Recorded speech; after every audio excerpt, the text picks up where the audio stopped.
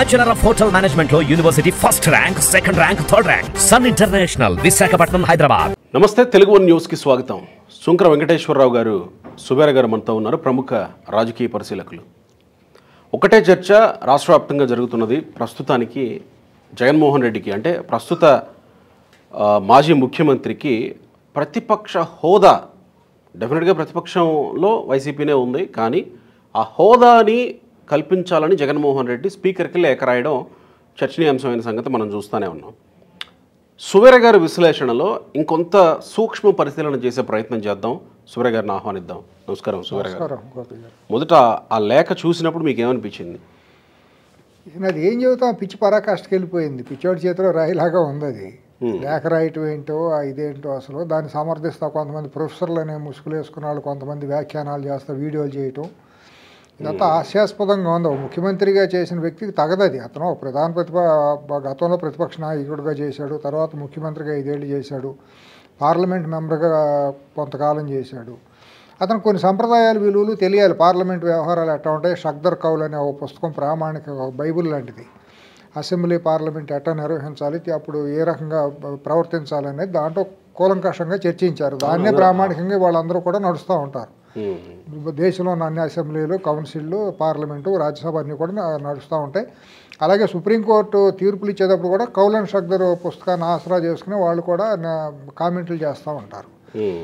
నేను first class స్టూడెంట్ని, నేను చిన్నప్పటి నుంచి నన్ను మించిన మెరిట్లు ఎవరూ లేరు, నేను ప్రపంచ జ్ఞాని అని చెప్పుకునే అతను కనీసం ఇంగిత జ్ఞానం అనేది లేకుండా ఉడతూపులు చేస్తా, ఇప్పుడు నువ్వు రాకపోతే ఇష్టం లేకపోతే మానే, పార్లమెంట్ అసెంబ్లీకి రావటం మా ఇష్టం లేకపోతే ఎవరో ఒత్తిడి చేయరు. అది మొహమాటం కొద్దో లేకపోతే కంటి తోడుపు చర్యలుగా ఉండాల్సిన అవసరం కూడా ఏమీ లేదు. సరే, నిన్ను ఎన్నుకున్నారు పులివెందులో, ప్రజలు ఇష్టం, నిన్ను ఆశీర్వదిస్తారా మళ్ళీ ఇంకోసారి చేయకొడతారా అనేది నువ్వు వెళ్ళకపోతే రేపొద్దున నీ చర్యల మీద ఆధారపడి నీ నియోజకవర్గంలో ఉంటుంది. అంతే కదా. తను నిజాయితీగా ఓడిపోయిన తర్వాత ఓటమిని అంగీకరించి హుందాగా, నేను ప్రజాశ్రేయస్ కోసం, రాష్ట్రంలో ఉన్న ప్రజల కోసం, నన్ను నమ్మి ఓట్లేసిన 39% ప్రజలు ఉన్నారు కాబట్టి నా పార్టీని ఆశీర్వదించి నిర్మాణాత్మక ప్రతిపక్షంగా నేను ఉంటాను, ప్రజల కోసం పోరాడతానని చెబుతారు ఎవరైనా ఇంగిత జ్ఞానం ఉండాలి, కామన్ సెన్స్ ఉండాలి. ఇతరులు అది లేదనేది మనకి పూర్తిగా రూఢి అయిపోయింది గత 5 ఏళ్లలో. అంటే ఒకవేళ ఇది ఇప్పుడు ఏదైతే జగన్మోహన్ రెడ్డి నాకు కావాలి ప్రివిలేజ్ అని అంటున్నాడో, ఈ ప్రివిలేజ్ జగన్మోహన్ రెడ్డికి వర్తిస్తుంటే గనక ప్రివిలేజ్ అనేదండి అడుక్కుంటూ వచ్చేది కాదు. ఎగ్జాక్ట్లీ, నేను అదే అడగబోతున్నా.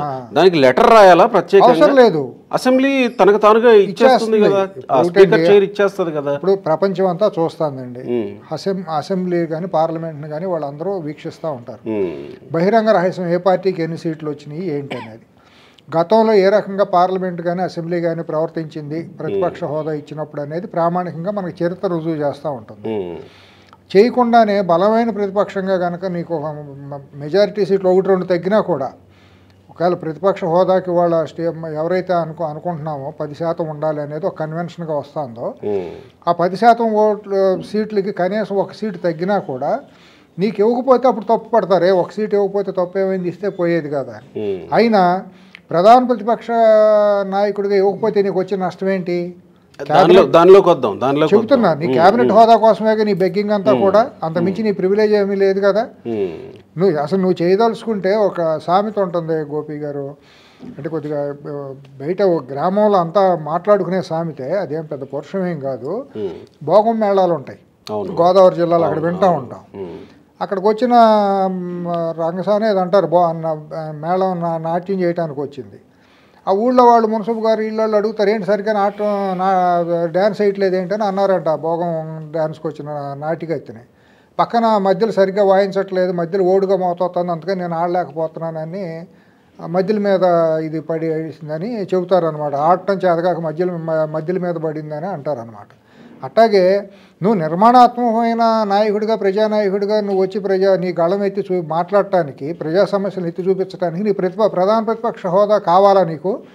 గతంలో నీకు ఎవరున్నారు పార్లమెంట్లో? వాజ్పేయి గారును జంగారెడ్డి గారు ఇద్దరే ఉండేవారు. హనుమకొండ నుంచి గెలిచిన నాయకులు ఇద్దరే పార్లమెంట్లో ఉండేవారు బీజేపీకి. వాళ్ళు ప్రజా సమస్యలు ఎత్తలేదా, దేశం జాతీయ సమస్యలు ఎత్తలేదా? మన ఉమ్మడి ఆంధ్రప్రదేశ్లోకి వస్తే సిపిఐ సిపిఎం నుంచి న్యూ డెమోక్రసీ నుంచి ఒక్కొక్కళ్ళు ఇద్దరిద్దరే కదా గెలిచి వచ్చింది. వాళ్ళు ఏ రోజన్నా ప్రజా పోరాటంలో వెనకడుగేశారో, ప్రజా సమస్యలను గాలెత్తడంలో నారా మాధవరెడ్డి గారు, చెన్నమనేని రాజేశ్వరరావు గారు, పాటూరు రామయ్య గారు, ఇట్లాగే సొన్నం రాజయ్య గారు, ఇటువంటి చాలామంది, నోముల నరసింహయ్య గారు, ఇటువంటి వాళ్ళు కమ్యూనిస్టులు ఎంతమంది మనం అసెంబ్లీలో మాట్లాడుతుంటే చెవులు ఎక్కించి వినేవాళ్ళం. అలాగే జనతా పార్టీ తరఫున అప్పుడు జయపాల్ రెడ్డి గారు, వెంకయ్య నాయుడు గారు ఇద్దరే కదా మరి గొప్ప నాయకులుగా గుర్తింపులోకి వచ్చింది. ఎట్లా వచ్చింది?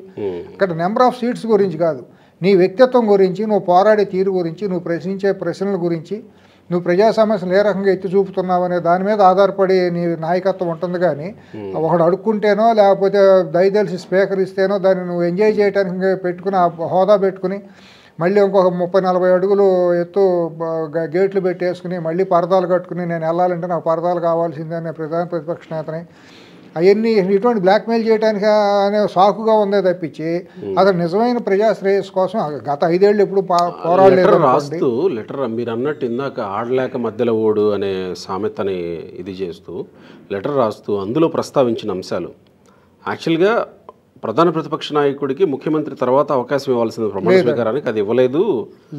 అది ఇవ్వలేదు కన్వెన్షన్ అండి ఒకటి కన్వెన్షన్, అది కూడా కన్వెన్షన్.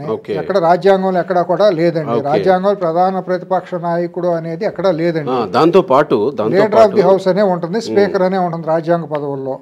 ఉప ముఖ్యమంత్రి పదవి లేదు, వేరే ఏమీ లేదు, డిప్యూటీ స్పీకర్ అని ఉంటుంది.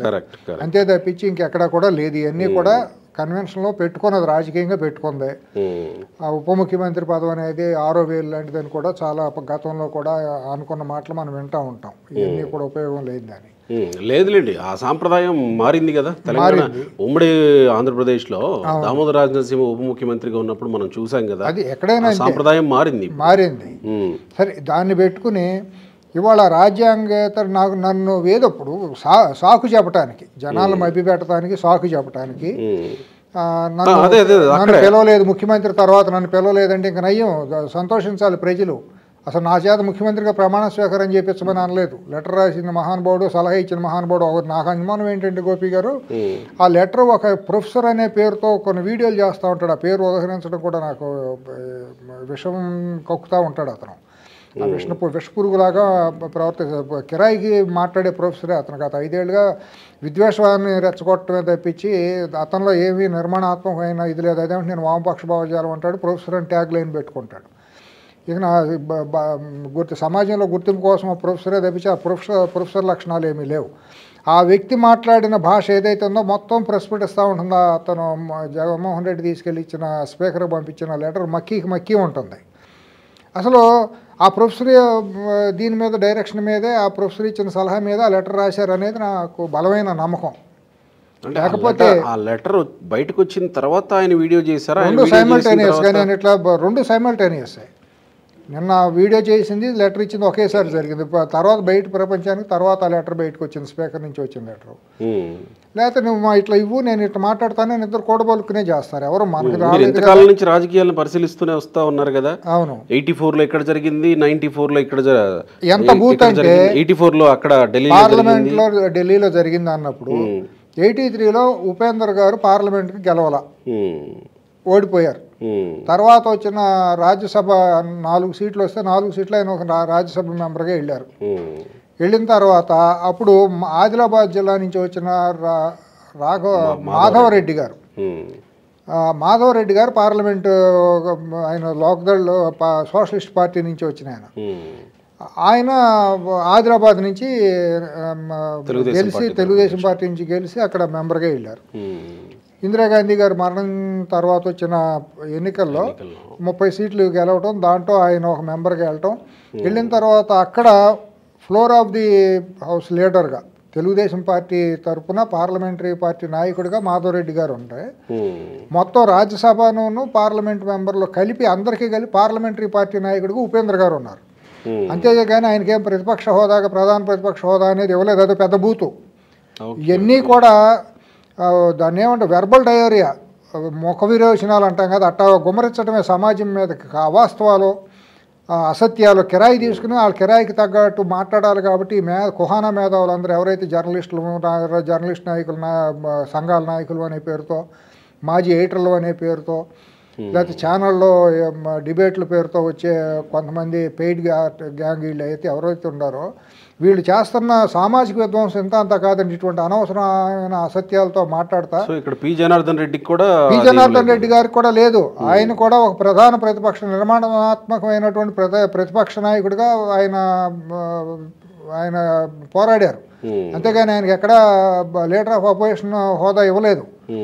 అయినా కూడా ఆయన మరి ఇప్పుడు రీసెంట్ విషయాలే కదా ఇవన్నీ, అందరికీ తెలిసిన విషయాలే కదా. అంతే, వాటినే ఇలా మళ్ళీ తీసుకొచ్చి అబద్ధాలుగా చెప్తే జనాలు నవ్వుతారనే జ్ఞానం కోల్పోయారు, దానికి అలవాటు పడిపోయారు గోపి గారు. ఆ మొత్తులో ఏంటంటే కిరాయి ఇచ్చిన తర్వాత వాళ్ళు ఎట్ట ఆడమంటే అట్ట ఆడాలి, ఇంకోసారి మంచి కిరాయి రావాలంటే ఇప్పుడు బాగా నటించాలి, బాగా మాట్లాడాలి. ఇంతే తెప్పించి ఒక మాట ముందు ప్రొఫెసర్ అనే పెట్టుకున్న మనిషి మాట్లాడేటప్పుడు నాకు ఒక క్రెడిబిలిటీ ఉంటుంది సమాజంలో. రేపొద్దున నన్ను ఎవరిని ఏలెత్తి చూపిస్తారు, నేను మాట్లాడేది తప్పు అయితే రేపొద్దున నాకు పొరుగు పోతుందనే జ్ఞానం వాళ్ళకు ఉండాలి. అదే యాక్ట్ ప్రకారం అది చట్ట ఉల్లంఘనే అంటారు కదా. నేను యాక్ట్ చూపిస్తాను. ఎట్లా ఉందండి, యాక్ట్లో చాలా క్లియర్గా దాంట్లో ఇది చేసి ఉంది, పేమెంట్స్ అండ్ శాలరీస్ యాక్ట్ దాని ప్రకారం దాంట్లో క్లియర్గా ఇది చేశారు. ఏంటి అసలు ఎక్స్ప్లెనేషన్ ఇచ్చారు, క్లియర్ ఎక్స్ప్లెనేషన్ ఇచ్చారు. దాంట్లో ఏం చెప్తుంది సార్? దాంట్లో ఏం చెబుతుంది, the provision of this act shall apply in relation to the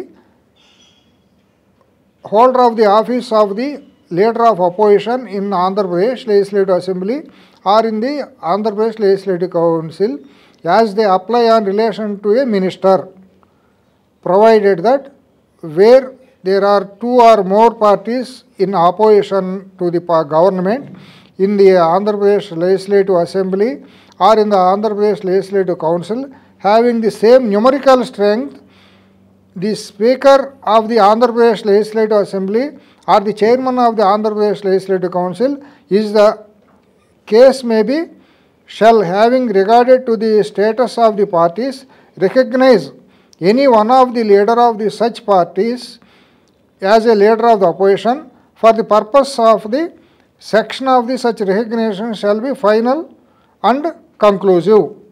అంటే న్యూమరికల్ వాల్యూలో తగినంత బలం ఉన్నప్పుడు మాత్రమే రెండు పార్టీలు బలంగా ఉంటే గెలిచినప్పుడు ప్రజాస్వామ్యంలో 3-4 పార్టీలు కలిసి గెలిచినప్పుడు బలమైన పార్టీలు కనుక న్యూమరికల్ వాల్యూస్ వచ్చినప్పుడు వాటిలో ఒకదాన్ని ప్రధాన ప్రతిపక్షంగా గుర్తించమని వచ్చింది. న్యూమరికల్ వాల్యూస్ అంటే 10% అన్నట్టు. అంతే. తర్వాత దాన్ని ఏమనుకున్నారు, 10 అనే ప్రాతిపదిక ఎక్కడ చెప్పలేదు కదా, దాన్ని ఎందుకు మీరు పట్టుకుంటున్నారు అన్నట్టే మాట్లాడుతున్నారు. చట్టంలో ఉంది 10% అనేది ప్రిస్క్రైబ్ చేశాడు, మిస్లీడ్ చేశాడు అతను ఆ ప్రొఫెసరు. దీంట్లో క్లియర్గా ఉంది ఎక్స్ప్లెనేషన్లో. ఎక్స్ప్లెనేషన్ ఏముంది, in the act the term leader of the opposition in the Andhra Pradesh Legislative Assembly or in the Legislative Council means that member of the Andhra Pradesh Legislative Assembly or the Legislative Council, as the case may be, who is for the time being the leader in that house or the party in opposition to the government having the greatest numerical strength and recognized as such by the Speaker of the Andhra Pradesh Legislative Council, Chairman of the Legislative Assembly అని ఉంది. నీ greatest numerical strength అని అంతే. అంటే 10% అనేది లేదు కదా అనేది కదా ఇప్పుడు పాయింట్. 10% లేదు. తర్వాత నిన్ను ఎవరు అడ్డుకునేది కాదు. నీకు లీడర్ ప్రతిపక్ష హోదా వస్తేనే నీకు జీవితం కాదు. నువ్వు ప్రజల కోసం పోరాడాల్సి వచ్చినప్పుడు నీకు ఒక్కడవైనా నువ్వు నిలబడి పోరాడాల్సిందే. రేపు పొద్దున 11 రాకుండా నువ్వు ఒక్కడవే గెలిచావు అనుకో, మరి అప్పుడు కూడా ప్రధాన ప్రతిపక్ష నాయకుడు ఇస్తారా? అక్కడ అతను చెప్పిన దాని ప్రకారమే కన్వెన్షన్స్ కొన్ని ఉన్నాయి, ప్రొసీజర్స్ ఉంది, కౌలన్ షక్దర్ బుక్ ఒకటి ఉంది. ఇంతవరకు ఇప్పుడు దాకా జరిగింది అంటే ప్రధాన ప్రతిపక్ష నాయకుడు లేని పార్లమెంట్లు నడిచినాయి చాలా సార్లు. స్పీకర్ డిస్క్రిప్షన్ లో కూడా ఇది head master of the house. టోటల్గా ఆయన ఒకసారి స్పీకర్ రాజ్యాంగం ప్రకారం స్పీకర్గా తీసుకెళ్లి సీట్లో కూర్చోబెట్టడమే కానీ సీట్లో కూర్చోబెట్టిన తర్వాత ఆయన క్వశ్చన్ చేసే రేటింగ్ ఎవరికీ లేదు. ముఖ్యమంత్రి కూడా స్పీకర్ కాదంట. ముఖ్యమంత్రి కంటే గొప్పవాడు కాదు కదా ప్రతిపక్ష నేత. శాసనసభ నాయకుడు ఎవరంటే ముఖ్యమంత్రి లేకపోతే ప్రధానమంత్రి అక్కడ. తర్వాత క్యాబినెట్ మినిస్టర్స్ వస్తారు. నువ్వు లింగులింగమని 10 సీట్లు తీసుకుని నాకు ప్రధాన ప్రతిపక్షం ఇవ్వలేదు, నాకు చంద్రబాబు నాయుడు కంటే ముందు నాతో ప్రమాణ స్వీకారం చేయించలేదు, నాకు స్పీకర్ రైట్ సైడ్ కుర్చీలో నన్ను కూర్చోబెట్టలేదు, ఎడం పక్కన కూర్చోబెట్టారు, ఇవన్నీ ఎటువంటి మాటలు? అటువంటి మాట్లాడితే ఎంత అసందర్భంగా ఉంటుంది. అక్కడ ప్రొవిజన్ ఉంటుంది, స్పీకర్కి రైట్ సైడ్ ఏమో రూలింగ్ పార్టీ ఉంటుంది, లెఫ్ట్ సైడ్ ఏమో ప్రతిపక్షం ఉంటుంది. ఇటువంటివన్నీ కొండ సాకులు చెప్పేసి లేనిపోయినవన్నీ మాట్లాడి కావాలని రాద్ధాంతం చేయడానికి తప్పించి వాళ్ళ అంతరాత్మకు తెలుసు. ఇప్పుడు పి జనార్దన్ రెడ్డి గారి టైం మొన్నే కదా, అంతకుముందు పార్లమెంట్లో రాజీవ్ గాంధీ గారి టైంలో కానీ ఇందిరాగాంధీ గారి టైంలో కానీ ఎవరికి ప్రధాన ప్రతిపక్ష హోదా రాలేదు కదా. అసెంబ్లీలో మన ఆంధ్రప్రదేశ్ అసెంబ్లీలో కూడా లేదు కదా. లేకుండా కూడా వాళ్ళు ఫైట్ చేశారు కదా, ప్రజల కోసం ప్రజా సమస్యల మీద పోరాడారు కదా. మరి పి జనార్దన్ రెడ్డి గారు పోరాడిన పోరాటం మనకు తెలియదు కాదు కదా. వెంకయ్య నాయుడు గారును జైపాల్ రెడ్డి గారు పోరాడిన పోరాటం తెలియదా? మరి జగన్మోహన్ రెడ్డి ఎందుకు మరి నువ్వే అన్నావుగా, అసెంబ్లీలో నువ్వే అన్నావుగా, చంద్రబాబు నాయుడు ప్రతిపక్ష హోదా లేకుండా చేస్తాను 4 ఎమ్మెల్యేలను తీసుకుని ఎత్తి నా వచ్చేస్తాను, నీ ప్రధాన ప్రతిపక్ష హోదా 10% కూడా లేకుండా చేస్తాను నువ్వే మాట్లాడేవుగా. 4 చేసి ఇంకొక 2-3 మొదలు పెడితే కదా అక్కడ వాళ్ళు ఒప్పుకోకపోతేనే కానీ అది అడ్డుకట్టబడింది. నీ దగ్గరకు వచ్చేటప్పుడు కానీ 10% లేకుండా చేసి చంద్రబాబు ప్రధాన ప్రతిపక్ష హోదా కూడా లేకుండా చేస్తాను అన్నదేమో నువ్వే. నువ్వు ప్రధాన ప్రతిపక్ష హోదా లేకపోయినా చంద్రబాబు 2-3 మిగిలేదట్టు చేసినా చంద్రబాబు వచ్చి హౌస్లోకి వచ్చి పోరాడేవాడే. ఒకనొక టైంలో అందరినీ సస్పెండ్ చేసి చంద్రబాబును ఒక్కడనే అసెంబ్లీలో కూర్చోబెట్టారు కదా, కూర్చోబెట్టి అవమానం చేయాలని చేశాడు, అన్నీ చేశాడు కదా. హౌస్లో కూడా కౌన్సిల్లో కూడా వాళ్ళ మెంబర్స్ మీద చాలా దాడులు కూడా చేపించారు కదా. అవునంట, కొంత చేపించారు కదా, దాడులు కూడా జరిగినాయి కదా. ఇప్పుడు అసలు నీకు వచ్చిన బాధ ఏంటి? నువ్వు ఎక్కడ ముందు బెంచ్లో కదండి, వెనక బెంచ్లో కూర్చున్నా వాయిస్ అనేది ఎక్కడైనా ఉంటుందండి. ఇప్పుడు నాకు ప్రధాన ప్రతిపక్ష నాయకగా ఇస్తే నాకు ఫ్రంట్ లైన్లో ఫ్రంట్ సీట్ ఇస్తారు, లేకపోతే 10 మందిలో కూర్చోబెడతారు అనేది అతని బాధ దుగ్ధ. నువ్వు నిజంగా నిజాయితీ పరుడివి, నిజంగా ప్రజా శ్రేయస్ కోరేవాడివి, నువ్వు నిజంగా జనాల్లోకి వెళ్ళి ముద్దులు పెట్టావు, ఆ అమ్మలో అక్కలో అవ్వలో చెల్లెలు తాతలు అని పెట్టావు, అదేంటి వర్గపోరు అన్నావు, ఇది నేను నీ బిడ్డను అన్నావు, ధనవంతులకి ఏనో పేదాడికి మధ్య జరిగే యుద్ధం అన్నావు, ధర్మయుద్ధం అన్నావు, ఎవడో రాసిస్తే పనికి మళ్ళీ రాసిస్తే రాసిచ్చిన స్క్రిప్ట్ అంతా జనాలు నవ్వుతారని కూడా లేకుండా చదివావు, సతికిలు పడ్డావు. ఇప్పుడు ఇది కూడా ప్రొఫెసర్ స్క్రిప్ట్ అని అంటారు. ప్రొఫెసర్తో పాటు ఒక టీం ఉందండి దాని వెనక, ఇతనికి స్క్రిప్ట్ రైటర్లు ఉన్నారండి. మరి ఇంకోటి మీరు ఇక్కడ సరదాగా మనం గమనించాల్సింది ఉంది, ఇది పక్కన పెడితే గత 5 ఏళ్ళకి ఇష్టానుసారంగా నోటికి వచ్చినట్టు మాట్లాడేసిన వాళ్ళు 2 ఉన్నారు, 2 క్యారెక్టర్లు ఉన్నాయి. వాళ్ళ ఆంధ్రప్రదేశ్ ప్రజలందరూ కూడా వాళ్ళిద్దరికి కృతజ్ఞతలు చెప్పుకోవాలి, వైసీపీలో ఉన్న నాయకులు ఇద్దరికి. వాళ్ళ మూలనే వాళ్ళ ఈ జయం అనేది గొప్పగా జయం, వాళ్ళకి 10 సీట్లు కన్ఫైన్ చేయటువంటి ఆ ఇద్దరు చేసిన గొప్ప త్యాగం. ఒకళ్ళు విజయసాయిరెడ్డి, 2 సజ్జల రామకృష్ణారెడ్డి. వాళ్ళు మాట్లాడిన వాగుడు విశృంఖలమైన వాగుడు, కులంతో ఇష్టానుసారం కరోనా వ్యాక్సిన్ కూడా కులం పేరుతో ప్రజలే కాదు వాళ్ళ మీద వెక్కసమైంది, సొంత ఎమ్మెల్యేలు ఎంపీలు కూడా వెక్కసం. అంటే మనిషి అనేవాడు ఎవడైనా ఇంకిత జ్ఞానం ఉండేవాడు, కడుపు కానం తినేవాడు ఎవడైనా వాళ్ళ భాషను జీర్ణించుకుంటారా గోపి గారు? ఎంత దుర్మార్గమైన భాష, ఎంత నేలబారు భాష. వాడు చార్టెడ్ అకౌంటెంట్ అని మాట్లాడుతా అతనికి ఏమన్నా సంస్కారం ఉందా అసలు? ఇప్పుడు దాకా అసలు రాజ్యసభకు తీసుకెళ్ళటమే దుర్మార్గం. అటువంటి వ్యక్తుల్ని పెద్దల సభలో కూర్చోబెట్టడం అనేది అంతకంటే ఇంకా సిగ్గుచేటు భారతదేశ ప్రజాస్వామ్యంలో ఆ రోజే చీకటి రోజు. తీసుకెళ్లి స్పీకర్ చైర్మన్ సీట్లో కూర్చోబెట్టారు, ఆ రోజు పెద్ద చీకటి రోజు అని అనుకున్నాం. తర్వాత ఇక్కడికి వచ్చేసి మొత్తం చంద్రబాబుని హేళన చేస్తా, నోటుకు వచ్చినట్టు మాట్లాడేస్తా, మంత్రులందరినీ పప్పెట్లను చేసేసి ప్రజాస్వామ్యాన్ని అపహాస్యం చేసి నేనే ముఖ్యమంత్రిని, నేనే పార్టీ అధ్యక్షుడు అన్నట్టు మాట్లాడిన సజ్జల రామకృష్ణారెడ్డి మొత్తం ఐఏఎస్లు ఐపీఎస్లను తన గుప్పిట్లో పెట్టుకుని మొత్తం విధ్వంసం చేసాడు రాష్ట్రంలో. ఈ మూల నుంచి ఆ మూలకు పోర్టులు కానివ్వండి, మైన్స్ కానివ్వండి, సారా వ్యాపారం కానివ్వండి, హత్యలు కానివ్వండి, దాడులు కానివ్వండి. ప్రస్తావన ఏంటి దీంట్లో? మరి వాళ్ళిద్దరూ మాట్లాడాలి. వాళ్ళిద్దరూ ఎందుకు తల దాటేశారు, ముఖం సాటేశారు, కొట్టాడా? ఇందాక మీరు అన్నందుకు ప్రతిపక్షంలో ఎన్ని సీట్లు వచ్చినా, 1 వచ్చినా 2 వచ్చినా 3 వచ్చినా ప్రతిపక్షంగా కూర్చోవాలి, ప్రజల దీని మీద మాట్లాడాలి అన్నందుకు మనం రీసెంట్ ఉదాహరణ రఘురామకృష్ణరాజు విషయం తీసుకోవచ్చు. మరి కనీసం ఆయన కాన్స్టిట్యున్సీకి పోనివ్వకపోతే ఆ రోజు రాజ్యాంగం ప్రజాస్వామ్యం విలువలేమని మరి ఆయన మరి ఇది పెట్టుకుని రచ్చబండ పెట్టుకుని రోజు ప్రజా సమస్యలు ఎగ్జాక్ట్లీ ప్రజా సమస్యల్ని ఒక్కడే పోరాడాడు. ప్రజాస్వామ్యం అంటే అది. పోరాటం అంటే ఏంటో చూపించాడు. ఏం చేయగలడు ఒక వ్యక్తి, ఏం చేయగలడు, ప్రజల కోసం ఏం చేయొచ్చో, ఎలా పోరాడొచ్చో, ఎట్లా పోరాడగలడు, ధైర్యం ఉంటే ఎట్లయినా చేయొచ్చు అనేది నిజంగా ఆయనకు ఆ రకంగా వ్యాధి నైతికమైన కృతజ్ఞత. ఆయన అందరూ కూడా నేను అంటుంది ప్రతిపక్ష హోదా ఇస్తేనే అని ఇక్కడ కూర్చున్నారు కాబట్టి ఆయన ఈ కనీసం నియోజకవర్గానికి పోనివ్వకపోయినా కానీ ఆయన ఆ రోజు ప్రజాస్వామ్యం ఏమైందండి, ఆ రోజు నైతిక విలువలు ఏమైంది, ఆ రోజు ప్రజాస్వామ్యాన్ని మీరు మంటకలపలేదా? చట్టాన్ని చేతిలోకి తీసుకుని ఎంతమంది మీద మీరు దుర్మార్గమైన అక్రమ కేసులు పెట్టి నిర్బంధించి కొట్టారు, లాకప్లో పడేసి పిల్లల్ని, ఎంతమంది మీద ఆయన ట్రైన్లో కాన్స్టిట్యున్సీకి వెళ్ళడానికి బయలుదేరి మరి మధ్యలో దిగిపోయి ఆపేశారు కదా, దారిలో వెళ్తే చంపేస్తారు, కొడతారు అని చెప్పి ఇన్ఫర్మేషన్ ఉన్నబట్టి ఎక్కడో విదేశాల్లో ఉన్న పిల్లలు చిన్న ట్వీట్లు పెడితే షేర్ చేస్తే వాళ్ళ మీద కేసులు పెట్టారు కదా. ఈ చేయని అరాచకాలు మీకు ఇవాళ మీ దగ్గరికి వచ్చేటప్పుడు రాజ్యాంగం, చట్టాలు, విలువలు, కన్వెన్షన్స్ అన్ని గుర్తుకొచ్చినాయా? మరి ఈ కన్వెన్షన్స్ గురించి మాట్లాడే మేధావి ప్రొఫెసర్ అనే అతను మరి గతంలో జరిగిన దుర్మార్గాల గురించి ఏ రోజు నోరెత్తలేదే. అతను మాట్లాడేటప్పుడు కూడా వెనక ఆంధ్రప్రదేశ్ సేనరీ పెట్టుకుని వేసుకుంటాడు, కృతజ్ఞత అనమాట. దానికి ఒక అంతర్లీనమైన అర్థం ఉంటుంది అనమాట. వైజాగ్ బీచ్ ఎందుకంటే దానికి ఒక కృతజ్ఞత అనమాట.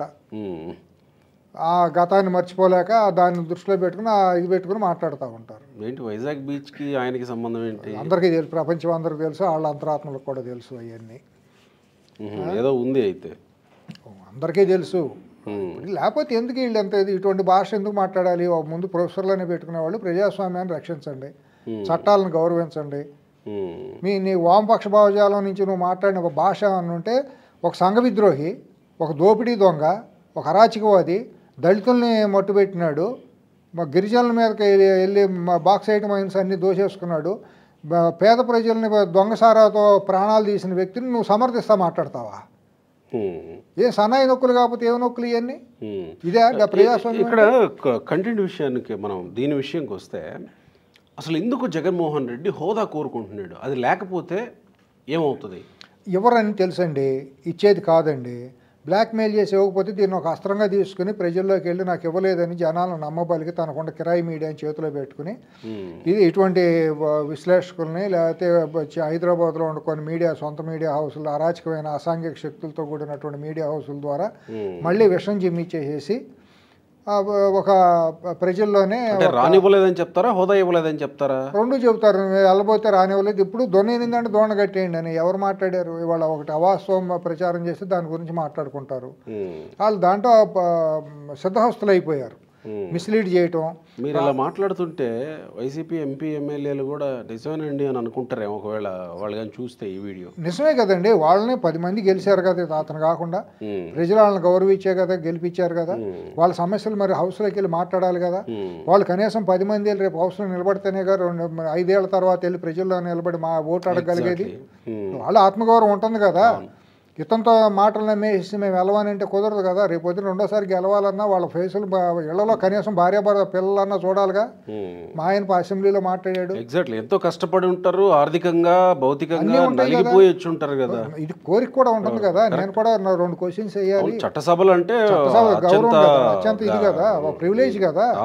దాంట్లోకి వెళ్ళి నా భర్త మాట్లాడుతా అంటే నేను చూసుకోవాలి అని చెప్పి భార్యలు ఉంటారు. కరెక్టే, మంచి పాయింట్ ఇది. మరి పిల్లలు ఉంటారు, మా తండ్రి మాట్లాడుతా అంటే ప్రశ్నిస్తా అంటే చంద్రబాబు గారు సమాధానం చెప్పలేని పరిస్థితుల్లో మా తండ్రిని చూసుకోవాలని పిల్లలు కోరుకోవచ్చు. కరెక్ట్. మీరు అధికార పక్షంలో ఉండి అధికార పక్షాన్ని పొగిడేది వేరు, ప్రతిపక్షంలో ఉండి అధికార పక్షాన్ని ప్రశ్నించేదానికి ఇంకాస్త ఇంకోటండి ఇదే ఉంటుంది. చరిత్రలో మన 294 సీట్లను ఉమ్మడి ఆంధ్రప్రదేశ్ చరిత్రలో అధికార పక్షంలో ఉండి ఇవాళ గుర్తుపెట్టుకోలేని వాళ్ళు కొన్ని వేల మంది ఉంటారు.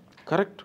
ఇవాళ ఒక్కడిగా కూడా ఉండి ప్రజా సమస్యలు అయితే పోరాడిన వాళ్ళ గురించి మనం కొద్దిమందినే గుర్తించి మాట్లాడతాం. అందుకనే ఇందాక కూడా మనం మెన్షన్ చేసుకుంది కమ్యూనిస్ట్ నాయకుల గురించి కానీ సోషలిస్ట్ జనతా పార్టీల నాయకుల గురించి ఇవన్నీ ఎందుకు అనుకున్నాం? మరి అక్కడ వాజ్పేయి గారు జంగారెడ్డి గారి గురించి ఎందుకు మాట్లాడుకున్నాం? అంత మునుపు పార్లమెంట్లో ఇంకా చాలామంది నాయకులు అండి, 5-10 మంది లేకపోతే ఇండిపెండెంట్గా గెలిచిన వాళ్ళు కూడా బెంగాల్ నుంచి వచ్చిన వాళ్ళు ప్రజా సమస్యలు, కార్మిక సమస్యలు, రైతు సమస్యల మీద మాట్లాడితే అట్లా విని వాళ్ళని ఆదర్శంగా తీసుకుని వాళ్ళు చాలామంది నాయకులు తయారయ్యారు. వాళ్ళు మన ఉమ్మడి ఆంధ్రప్రదేశ్లో తీసుకున్నా కూడా చెన్నమనేని రాజేశ్వరరావు గారు ఆయన మాట్లాడుతూ అంటే ఆ పక్షుల ఆలకిచ్చే హౌస్లో మాట్లాడుతూ అంటే నర్రా మాధవరెడ్డి గారు, కొంజా భిక్షం గారు, ఇట్లా నోముల నరసింహయ్య, ఇటువంటి వాళ్ళు అందరూ జైపాల్ రెడ్డి గారు ఆయన పాయింట్ ఆఫ్ ఆర్డర్ లేవనెత్తినా వెంకయ్య నాయుడు గారు లేచి నిలబడి మాట్లాడినా ఆ రోజు హౌస్ మొత్తం కూడా మైసూరారెడ్డి గారు వీళ్ళందరూనండి ఒకళ్ళు కాదండి, ఎంతో మంది మహనీయులు ఉన్నారు. వాళ్ళు మనం పేర్లు చదవాలన్నా కూడా తక్కువ మంది ఉంటారు. వీళ్ళు ఇట్లా మాట్లాడి పోరాడిన వాళ్ళు ఎప్పుడు చిరస్థాయిగా నిలబడిపోయిన వాళ్ళు. వాళ్ళు ఏ రోజు కూడా హోదాల కోసమో బొలుపుగారుల కోసమో లేకపోతే ప్రివిలేజీల కోసం పోరాడలా. వాళ్ళు ప్రజల కోసం పోరాడారు, ప్రజా సమస్యల కోసం పోరాడారు, రాష్ట్ర అభివృద్ధి కోసం పోరాడారు. రైట్. ఈ అంశంలో జగన్మోహన్ రెడ్డి ఏమి సాధించుదాం అనుకున్నారు, ఏమయ్యారు ప్రజల్లో ఈ 2 రోజుల్లో? ఏం పొరుగు పోగొట్టుకున్నాడండి. ఏమి రాని దానికి ఇది చేయటం. ఆ రోజు రిక్వెస్ట్ చేసుకుని ప్రమాణ స్వీకారంకి వెళ్ళటమే ఆ రోజే పెద్ద నవ్వులు పాలైపోయాడు. అవును. ఇప్పుడు వెళితే ధైర్యంగా ఆత్మగౌరవం ఉన్న మనిషి ఏం చేయాలంటే ముఖద్వారం నుంచి చాలా ధైర్యంగా వెళ్ళాలి, హుందాగా ఉండాలి, కూర్చోవాలి. నీవు ముందిస్తే ముందు ప్రమాణ స్వీకారం చేయాలి. ఇవ్వలేదనుకోండి, చట్ట ప్రకారం ఇవ్వకపోతే చట్టోల్లంఘన తర్వాత కదా నువ్వు మాట్లాడాల్సింది. ఇట్ట మరీ చిన్నపిల్లల చేష్టలు కాదు కదా ఉండాల్సింది. ప్రివిలేజెస్ నీకు ఏదైతే ఉందో ఇవ్వకపోతే రేపొద్దు నువ్వు హౌస్లోనే మాట్లాడు, నిన్ను ఎవరు అడ్డుకోవాలా. వచ్చి నువ్వు ప్రమాణ స్వీకారం చేసి నీకు ఎక్కడ సీట్ అలాట్ చేశారో అక్కడ కూర్చొని స్పీకర్ ఎన్నిక అయ్యే వరకు ఉండి ఓట్ ఆఫ్ థ్యాంక్స్ చెప్పి స్పీకర్ గారిని తీసుకెళ్ళి సీట్లో కూర్చోబెట్టి నువ్వు హుందాగా ఇవన్నీ కార్యక్రమాలు నిర్వర్తించి, ఒకవేళ నిన్ను హౌస్లో కనుక నిన్ను హేళన చేస్తే అది దాన్ని చూపించినట్టు హేళన చేశారని చెప్పి నువ్వు ఆ రోజు నీకు నిబద్ధతను చాటి చూపించుకోవచ్చు. నువ్వు అసలు ముందు అంత రిక్వెస్ట్ చేయించుకుని రాయబారాలు ఎందుకు పంపాలి? చంద్రబాబు నాయుడు గారి దగ్గరికి లేదా శాసనసభ వ్యవహారాల మంత్రి దగ్గరికి నేను వస్తాను, నాతో ప్రమాణ స్వీకారం చేసి నన్ను పంపించేసేయండి అని రిక్వెస్ట్ ఎందుకు? ఆ రోజే తన డొల్లతనం బయటపడలా. అంటే తన భయం ఏంటి? నన్ను నవ్వేస్తారేమో, హేళన చేస్తే నేను తట్టుకోలేను, ఆ రోజు మనం చేశాం కదా అంటే నా ఇంటికి నీ ఇల్లు అందరూ, నీ ఇంటికి నా ఇల్లు ఎంతే దూరం. చంద్రబాబు నాయుడు గారు పెద్ద మనసు చేసుకుని ఆపితే ఆయన ఆగొచ్చు, కానీ ప్రతిమా 140 మంది ఎమ్మెల్యేలు గాయపడిన వాళ్ళు ఉండారుగా. అతని ద్వారా అవమానపడిన వాళ్ళు, అతని ద్వారా గాయపడిన వాళ్ళు, రఘురామకృష్ణరాజు గారు లాంటి వాళ్ళు లేరు ఆ హౌస్లో. వాళ్ళు మాట్లాడరా? కూర్చోవా, పెద్ద మాట్లాడేవా అనే మాట అనరా? రెండోసారి ఇప్పుడు లెటర్ రాసి మళ్ళీ కామెడీ అయిపోయాడు. లెటర్ రాయటం అంటే అది అడుక్కుంటే వచ్చేది కాదండి. కన్వెన్షన్స్ ప్రకారం స్పీకర్ గారు ఇవ్వాల్సిన దీని ప్రకారం. ఇంకోటి, ఒక తీర్మానం పెట్టాలన్నా, ఇది నో కాన్ఫిడెన్స్ మోషన్ పెట్టాలన్నా కూడా 10% అనేది రాజ్యాంగం ఉదహరించినటువంటి ఇది. 10% of the floor house, total house సంతకం పెడితే కానీ నో కాన్ఫిడెన్స్ మోషన్ మూవ్ కాదు. ఇతను అది కూడా నో కాన్ఫిడెన్స్ మోషన్ అవిశ్వాస తీర్మానం కూడా స్పీకర్ మీద కానీ ప్రభుత్వం మీద కానీ పెట్టే అవకాశం లేదు. ఆ తీర్మానం పెట్టినప్పుడు ఏమవుతుందంటే చర్చ మొదలవుతుంది, ఏదో ఒక చర్చ. నో కాన్ఫిడెన్స్ మోషన్ ఇటువంటివి పెట్టినప్పుడు ఆ స్థాయి కూడా కోల్పోయాడు. అతను వచ్చేసి ఏంటంటే నిజంగా అతనిలో నాయకత్వ లక్షణాలు, పోరాట పటిమ ఉంటే ఇవాళ గొప్ప అవకాశం అతనికి హౌస్లోకి వచ్చి ఒంటరిగానే కూర్చుని రాష్ట్రంలో జరిగే ప్రజా సమస్యలన్నింటినీ, ఒకవేళ ప్రభుత్వ వైఫల్యాలన్నింటినీ ఎండగట్టడానికి అతను నేనేదో పాదయాత్రలు, ఓదార్పు యాత్రలు చేస్తానని దొంగ యాత్రల కంటే కూడా ప్రజాక్షేత్రం అంటే నిజమైన ప్రజాక్షేత్రం వాళ్ళ అసెంబ్లీనే. అతని నాయకత్వ లక్షణాలు బయటపడుతుంది, అతను పోరాట పడడం బయటపడుతుంది. 10 మందిని వేసుకుని రమ్మనండి రేపు, కానీ అది అవ్వదు. ఊనే మనం అంటున్నాం అది చేయడు. అతనిలో నాయకత్వ లక్షణాలు లేవు, ప్రజాస్వామికి విలువలు లేవు, చట్టం అంటే గౌరవం లేదు, రాజ్యాంగం అంటే గౌరవం లేదు. ఉండే మనిషి అయితే ఇట్లా చేసేవాడు. అయితే అతని గురించి ఎక్కువ ఊహించుకోవడం, అతని గురించి ఎక్కువ ఆశించడం అనవసరం. ఆ పార్టీ కూడా ఎక్కువ రోజులు నిలబడదండి. నిన్న ఇవాళ ఏదో మనం చూస్తుంటే కాంగ్రెస్లో విలీనం చేస్తానికి ఏదో చర్చలు జరిగినాయి అని కూడా ఏదో సోషల్ మీడియాలో జరుగుతుంది. కాంగ్రెస్ కూడా అంత తొందరపడి తీసుకోదు, అవసరం లేదు కూడా. కాంగ్రెస్ పార్టీకి వెళ్ళి విలీనం చేసుకోవాల్సిన అవసరం కూడా కాంగ్రెస్ పార్టీకి లేదు. 5 ఏళ్ల పాటు కళ్ళ ముందు ఎన్నికలు లేవు, ఏమీ లేవు. వచ్చి చేసుకుంటాం వల్ల కాంగ్రెస్ పార్టీకి కూడా లాభం లేదు. రేపు వచ్చిన ఇక్కడ సిబిఐ కోర్టు కనుక దర్యాప్తు వేగవంతం అయితే ఎట్టగా పార్టీ మొత్తం వెళ్లాల్సింది కాంగ్రెస్లో కలవాల్సిందే. వద్దన్నా ఉన్నాను అటే వెళ్తారు. వాళ్ళు కలుపుకొని ఆ చెడు ఎందుకు చేసుకుంటారు కాంగ్రెస్ వాళ్ళు? నాకు తెలిసి గతంలో మీరు కూడా ఇదే అన్నారు.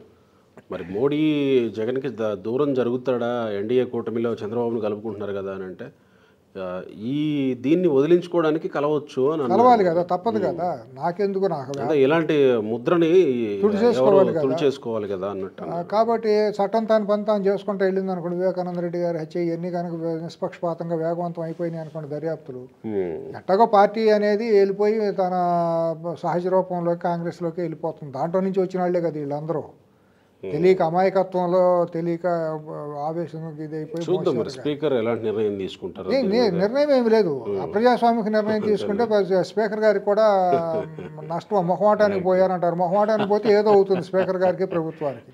కాబట్టి ఆ మొహమాటానికి పోయే పనులు చేయరు, అటువంటి తప్పులు చేయరు అనుకుందాం. నిజంగా ఈయనలో కూడా ప్రధాన ప్రతిపక్ష హోదా కోసం వెంపర్లాడకుండా ప్రజా సమస్యల కోసం హౌస్లోకి వెళ్ళి ప్రభుత్వాన్ని నిలదీయాలని మనం కోరుకోవాలి. Right sir, thank you.